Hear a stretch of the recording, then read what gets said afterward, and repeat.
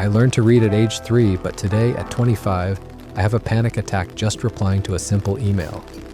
Society looks at this paralysis, this failure to launch, and diagnoses it with a single, dismissive word: laziness.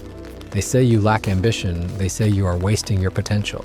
They call it a character flaw, assuming you're simply refusing to grow up. But if we look at the neuroscience, your brain isn't being lazy. It is terrified. When you sit down to do a task that carries even a 1% chance of failure, your body doesn't relax into a state of work. It floods your system with cortisol.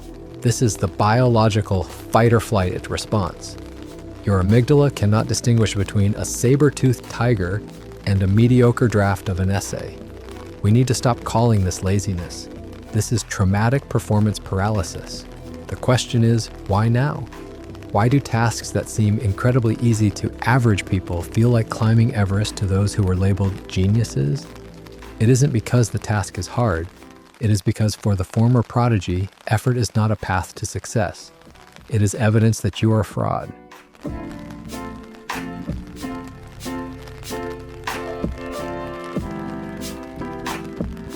To understand this, we have to look at the divergence in childhood development.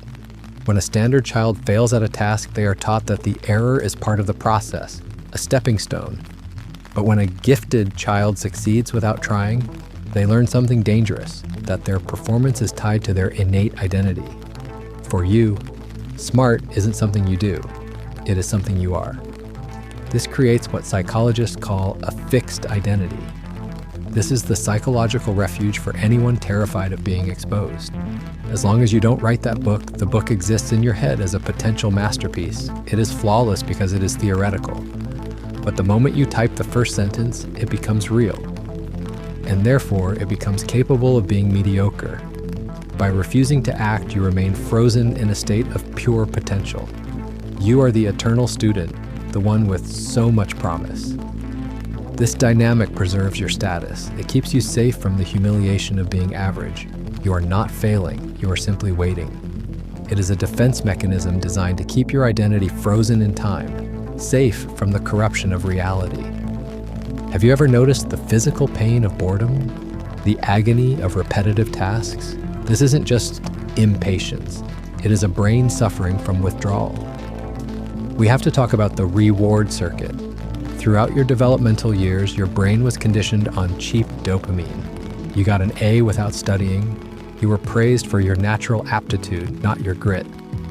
Consequently, your brain never built the receptors necessary to process slow dopamine, the kind that comes from long, arduous struggle that leads to a distant reward.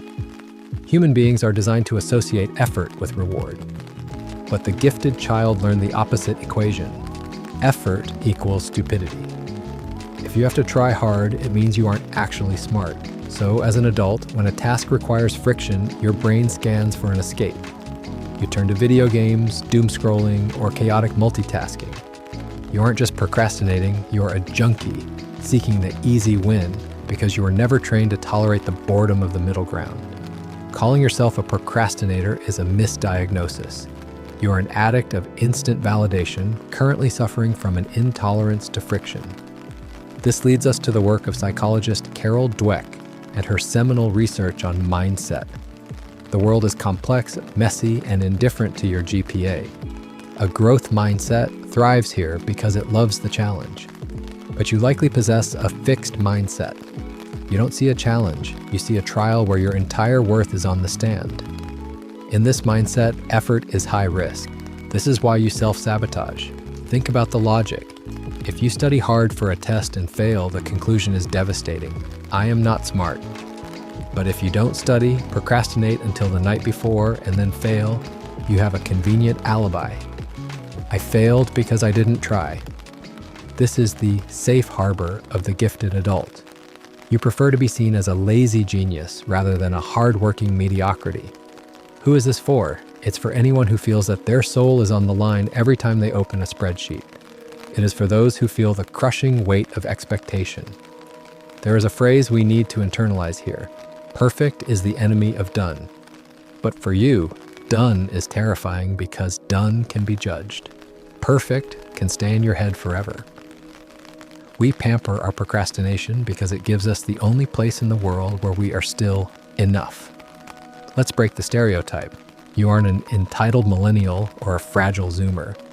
You're likely a person with high executive exhaustion. We have to look at the generational context. You were sold a contract. Get good grades, get into a good school, and you will be safe. That contract was broken, the world became hyper-competitive, and intelligence became a commodity. The instinct to solve life like a math problem needs somewhere to go. But the gifted logic doesn't work in the economy of the real world. In school, the path is linear. In life, the path is a labyrinth. You are trying to apply a standardized test strategy to a chaotic reality. This is why you feel stuck. You are waiting for an assignment that will never come. For a teacher who isn't there to give you a grade that doesn't matter. You are trying to find the answer key to life, but the page is blank. There is a darker side to this paralysis. It is about control. The human world is unpredictable. You cannot control the economy, your boss, or the dating market. But you can control your own failure. Procrastination is a mechanism of defense. When you feel like your life is spinning out of control, stopping everything gives you a perverse sense of power. You become the master of your own timeline, even if that timeline is driving you off a cliff. It is the sensation of being the captain of a sinking ship. You may be sinking, but at least you're the one holding the wheel. For the anxious mind, self-sabotage feels safer than the chaos of the unknown. Usually, this manifests in 3 distinct archetypes. Which one are you?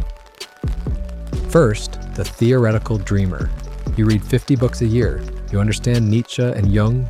You have brilliant ideas for startups, novels, and revolutions. But your apartment is a mess, and you haven't filed your taxes.